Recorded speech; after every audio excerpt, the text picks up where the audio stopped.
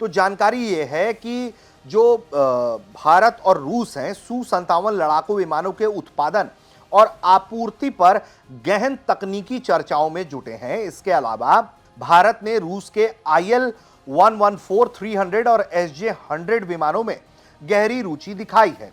रूस के United aircraft corporation यानी कि यूएसी के सीईओ हैं वादिम बेदखा। उन्होंने मॉस्को और नई दिल्ली की Su-57 लड़ाकू विमानों की आपूर्ति और भारत में उत्पादन पर एडवांस स्टेज की तकनीकी परामर्श में होने की बात की है, इसका खुलासा किया है।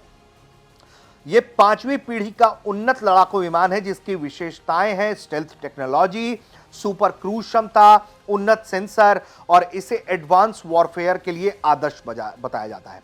जो सीईओ हैं बेदखा, उनका कहना है कि हम इस अनुबंध यानी कि Su-57 के लिए गहन तकनीकी चरण की वार्ताओं में हैं। ऐसे अनुबंध हमारे अनुभव के मुताबिक आने वाले कई दशकों के लिए हमारी सहयोग की दिशा तय करते हैं।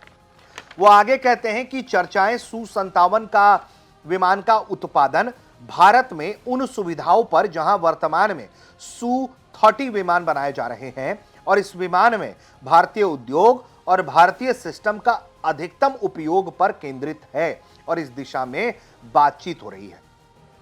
उनका कहना है कि यह अनुबंध जटिल है क्योंकि इसमें तकनीकी और औद्योगिक एकीकरण शामिल है जो दशकों तक सहयोग को आकार देगा। उनका कहना है कि यह विकास भारत की मेक इन इंडिया पहल से जुड़ता है जहां स्थानीय उत्पादन पर जोर दिया जा रहा है। Su-57 का उत्पादन न केवल भारत के रक्षा क्षमता को बढ़ाएगा बल्कि घरेलू रोजगार और तकनीकी हस्तांतरण के माध्यम से आर्थिक लाभ भी दे सकता है। यानी कि आगे चलकर बातचीत जो है वो दूसरे देशों को भी सप्लाई करने की यहां से हो सकता है और रशिया इस मामले में भारत के लिए खुलकर बड़े ऑफर्स दे रहा है और Su-57 पर वो बात कर रहा है।